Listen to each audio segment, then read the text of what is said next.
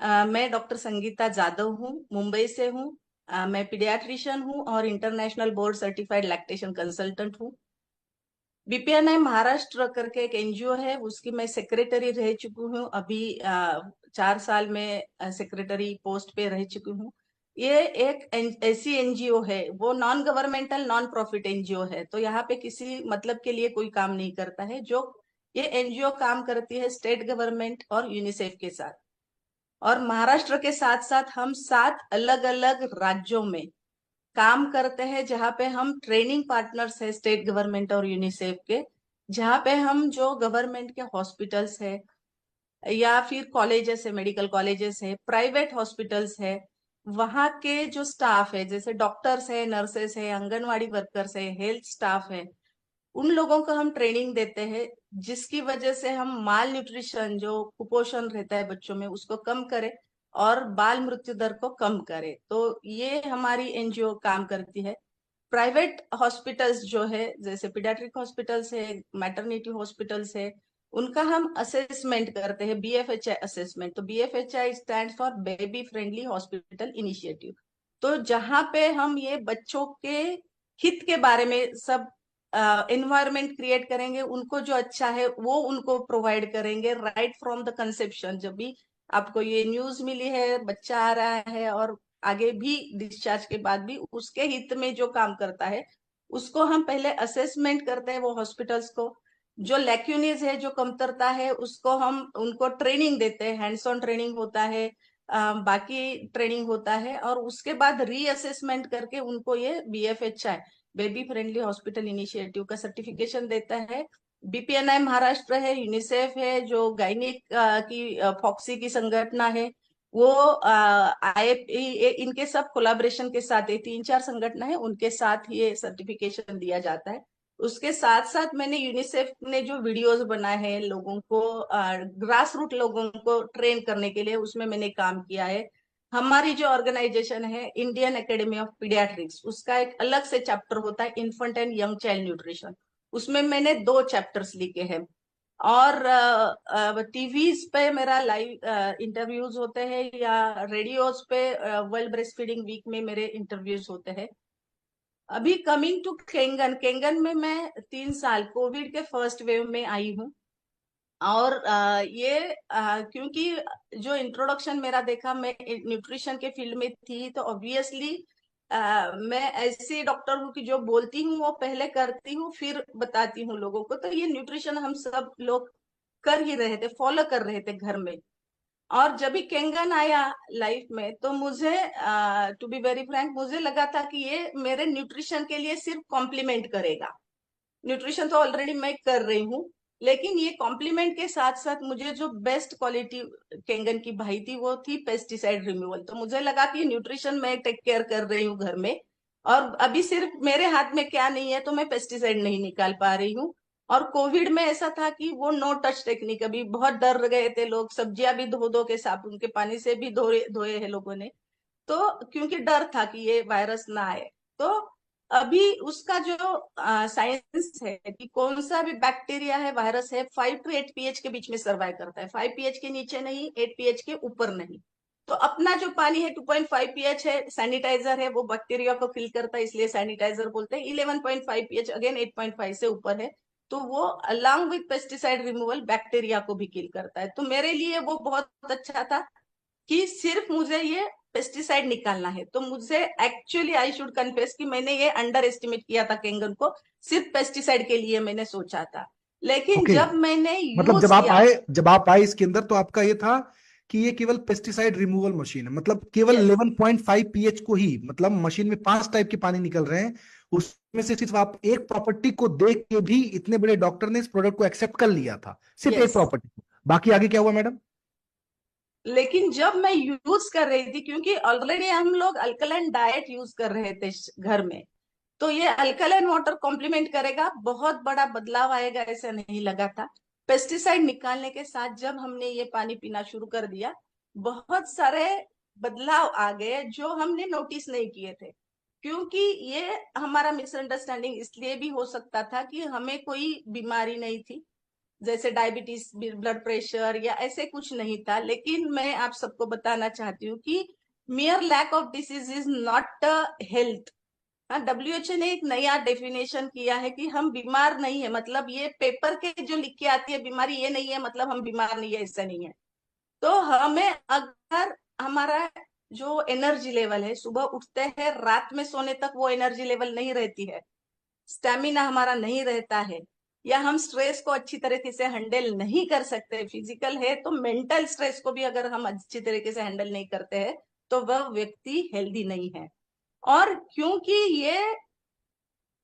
ये बीमारी नहीं थी, लेकिन जो बॉडी एक होता था, lack of energy in the evening, frustration या चिड़चिड़ापन होता था, ये सब था, वो केंगन के आने के बाद चला गया धीरे धीरे। और स्लोली स्लोली ऐसे लगा कि हम भूल गए हैं, क्योंकि पेन बॉडी में इतना होता था मुझे कि पेन किलर तो छोड़ो, मुझे वो बांध के रखना पड़ता था, हाँ, और पैरों को मैजिकल या इलास्टो के बैंडेज से बांध के रखना पड़ता मैजिक था। वाली बात यह है कि ऑलरेडी आपने इंट्रोडक्शन मैडम का सुना है। यस। न्यूट्रिशियंस के ऊपर ये इतनी बड़ी एक्सपर्ट है कि यूनिसेफ इनको इनवाइट करता है, गवर्नमेंट ऑफ महाराष्ट्र इनको इनवाइट कर रही है। उसके बावजूद ये किसी और की नहीं, ये अपनी टेस्टिमोनियल्स के बारे में बता रहे हैं मेरे दोस्तों। जरा ध्यान से समझना। और इस कॉन्वर्सेशन से मार्केट के उन तमाम सारे बुद्धिजीवी लोगों को मैं सिर्फ एक ही चीज बताना चाहता हूं कि आप कोई भी चीज पास करो तो पहले उस चीज का अनुभव लो। पहले कोई भी कमेंट पास करने से पहले उस चीज का एक बार प्रैक्टिकल अनुभव लो अपने जीवन के अंदर, तब उसके बारे में बातें बोलो। जिस तरीके से मैडम ने कहा कि मैं आज आपको तब बता रही हूं जब मैं इस कैंगन का खुद इस्तेमाल कर रही हूं। बताइए मैम, क्या फर्क पड़ा? क्योंकि तभी हमने वो इग्नोर किया था कि अभी हर इंसान वही गलती करता है कि फूड के ऊपर हमारा पूरा फोकस रहता है, खाने पीने के ऊपर, और वो मात्र 28% कॉन्ट्रीब्यूट करता है हमारी हेल्थ के लिए, जो 70% कॉन्ट्रीब्यूट करता है उसको हमने निग्लेक्ट किया था। तो उसमें ये जो 72%, 28 तो हमारा पहले से ही क्लियर था, उसमें जब 72% भी हमने क्लियर करवा दिया तो एनर्जी लेवल बहुत बढ़ गई। फिर ऐसा थकावट चली गई, वो पेन भूल गए हम कि कभी होता था पेन, ये भूल ही गए हम। माइग्रेन हुआ करता था, वो माइग्रेन चला गया था। संजय सर का ड्राइनेस ऑफ आईज था, वो dryness of I just because of cellular hydration, अपना जो माइक्रो क्लस्टरिंग प्रॉपर्टी है, वो प्रॉपर्टी की वजह से उनका ड्राइनेस चला गया, उनको वो आर्टिफिशियल टीयर्स डालने पड़ते थे, तो वो भी चला गया ये पानी की वजह से। और फिर हमें लगा कि ये तो बहुत ही इजी, और ये अगर हेल्थ के लिए हमको जाना है, जैसे पहले मैंने बोला कि किसी चीज का शॉर्टकट नहीं होता है, लेकिन अभी मैं आजकल ये ऐसा भी बोलती हूँ कि हेल्थ के लिए अगर आपको शॉर्टकट चाहिए और जल्दी से आपको हेल्थ को अचीव करना है, परफेक्ट हेल्थ को, ऑप्टिमल हेल्थ को अचीव करना है, तो ये 70% पे आप पहले काम कर दो, तो आप इजीली वो आपका गोल जो है आसानी से आप अचीव कर सकते हैं। अभी रहा सवाल जो मार्केट में ये सब आता है या कुछ है, अफवाह है, जो भी है, अभी बॉडी का एक बैलेंस रहता है, हर एक चीज का परफेक्ट कॉम्बिनेशन चाहिए, कंपोजिशन वही चाहिए, तभी वो जाके वो रेसिपी अच्छी बनेगी। अगर हम खाना भी पकाते हैं तो उसका जो हर एक इंग्रेडिएंट है जो डालते हैं महिलाएं खाने में, उसका अगर सही मात्रा में है तो ही उसका टेस्ट अच्छा लगेगा और हेल्थ के लिए भी यूजफुल होगा। फॉर एग्जाम्पल, नमक के बिगर स्वाद नहीं आता है हम बोलते हैं, लेकिन नमक ये अगर प्रमाण से ज्यादा हो तो high blood pressure, kidney failure, ये सब हो सकता है। तो ये जो प्रमाण है वो जो रिकमेंडेड डोज है, आरडीआई बोलते हैं, रिकमेंडेड डेली अलाउंस, उसके ऊपर नहीं जाना है। तो जैसे अगर कॉपर की भी बात करूं तो उसका भी एक आरडी है, उसके ऊपर नहीं जाना चाहिए।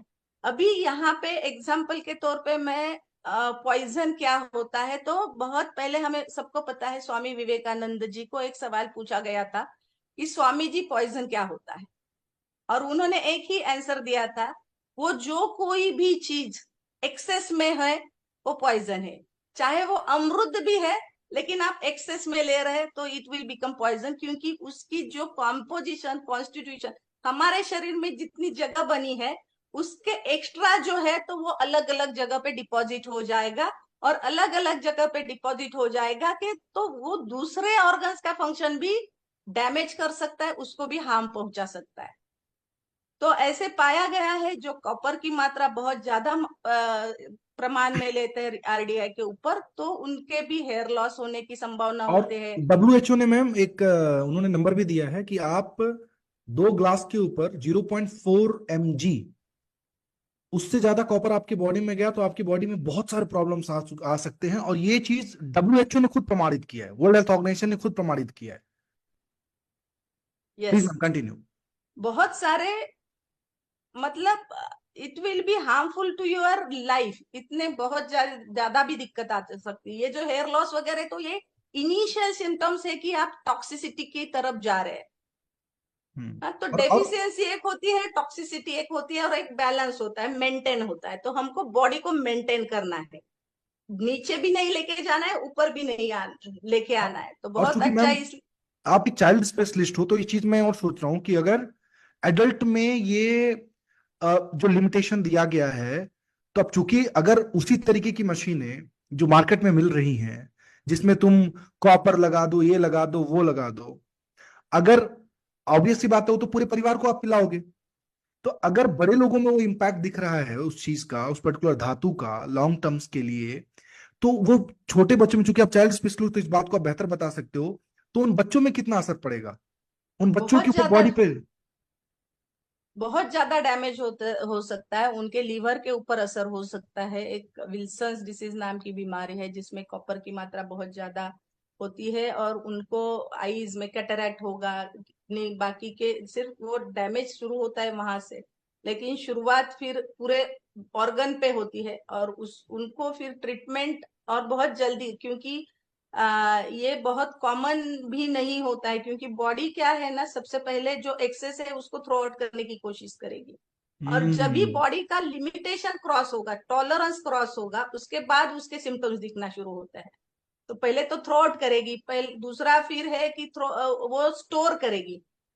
तो स्टोर किस में करेगी? एक तो फैट में करेगी, तो जितने भी टॉक्सिन बॉडी में होते हैं तो वो फैट में स्टोर होते हैं, ताकि वो अगर ऐसे घूमेंगे शरीर में फ्रीली, टॉक्सिन फील्ड घूम रहे हैं, तो हम जिंदा नहीं रह पाएंगे। तो उसका टॉक्सिसिटी कम करने के लिए बॉडी का मैकेनिज्म है, तो उसको लॉक करेंगे फैट में, और इसकी वजह से वो फैट बढ़ता है बॉडी के ऊपर, फैट डिपोजिशन। सेकेंड होता है कि वो डाइल्यूट करेंगे, अगर एक्यूट आ रहा है, एकदम तुरंत आ रहा है लोड, कि बॉडी को वो फैट कन्वर्शन के लिए भी टाइम नहीं है, तो वो वाटर में डाइल्यूट करेगी। तो पानी की मात्रा, जैसे सूजन, बॉडी फूला फूला लगता है बहुत, अगर सूजन भी नहीं है लेकिन बॉडी में ऐसे फूला फूला लगता है, डॉक्टर को बोलेंगे कि सूजन है मेरी बॉडी पे, हम डॉक्टर सूजन देख देख के ऐसा प्रेस करके देखेंगे, खड्डा हो रहा है तो सूजन है। ऐसा खड्डा नहीं दिखता है लेकिन ब्लोटिंग है। तो बहुत बार डॉक्टर बोलते हैं कि किधर है सूजन, लेकिन अंदर से हमको महसूस होता है कि ये बॉडी एकदम हेवी हेवी लग रही है। और जैसे हम केंगन वाटर पीना शुरू करते हैं, ये बॉडी डिटॉक्स होना शुरू करती है, और वो टॉक्सिन निकलना शुरू हो जाते हैं, और हमें लाइट फील होने मैम लगता है। क्या तो इससे एग्जैक्टली ये कैसे काम करता है बॉडी में जाके, अगर 1 मिनट के अंदर अगर आप ये बता पाए कि how does it work in the body, कि मतलब आपने ये बोल दिया कि भाई ये तुम्हारी सारी समस्याओं का एक सॉल्यूशन है, and that is Kangen water, कैसे काम करता है ये? सर, ये जो इसका एंटीऑक्सीडेंट प्रॉपर्टी है उसका, जो हम्म। बहुत बार हमारी बॉडी में जो गलत सेल होते हैं या ऑक्सीडेटिव डैमेज होता है, तो उसमें एक इलेक्ट्रॉन गायब होता है। अगर ये सेल है हमारी, उसको डैमेज हो गया ऑक्सीडेटिव, तो उसका पेयर ऑफ इलेक्ट्रॉन्स रहते हैं, तो कहाँ पे एक ही सिंगल इलेक्ट्रॉन रहेगा, तो उसका पेयर नहीं है, तो वो काम नहीं कर पाएगी। तो जैसे कि एक पैर नहीं है तो इंसान अच्छा काम नहीं कर सकेगा, करेगा लेकिन इतना बढ़िया नहीं करेगा। तो ये फ्री रेडिकल सेल क्या करती है कि मेरे पास इलेक्ट्रॉन नहीं है, I will try to steal electron from my neighbourhood. अभी हमारे घर पे बहुत बार, अभी तो मेट्रो सिटीज में ये कम हो गया है, लेकिन बहुत बार क्या करते हैं, हमारे घर में कुछ नहीं है, खत्म हो गया तुरंत, तो हम क्या करते हैं, पड़ोस में से, ये मुझे चाहिए, ये है क्या आपके पास, दूध है चाहिए, शक्कर, दही है, वो मांग के लेते हैं। तो ये फ्री रेडिकल क्या करते हैं, उसके आसपास जो हेल्दी सेल है उसको मांगती नहीं, उससे चुराती है, स्टीलिंग ऑफ इलेक्ट्रॉन। तो अभी स्टील करने की वजह से उसका भी इलेक्ट्रॉन लॉस हो गया,